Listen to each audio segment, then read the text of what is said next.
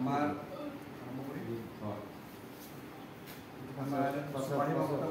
উস্তাদসকলৰ অক্লান্ত পৰিশ্ৰমৰ ফলত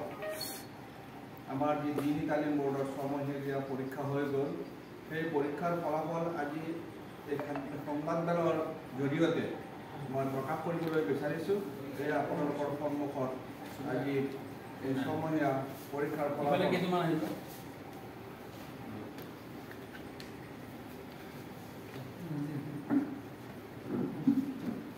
চাই ল'ব উল্টা যাতে নাথাকে হ্যাঁ এইটো লেখাটো যাতে উল্টা যাতে নহয়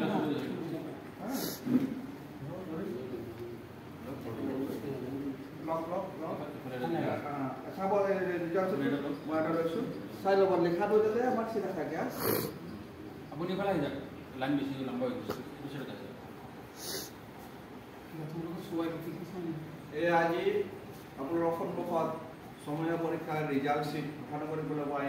আমি নথৈ আনন্দিত আৰু আমাৰ শিক্ষকসকলৰ প্ৰতি মই কৃতজ্ঞতা জ্ঞাপন কৰিছোঁ আগন্তুক দিনত আমাৰ ল'ৰা ছোৱালীক তেওঁলোকে সুশিক্ষাৰে আৰু আগুৱাই লৈ যাব আৰু আমাৰ সমাজৰ আমাৰ দেশৰ সম্পদ হ'ব সুনাগৰিক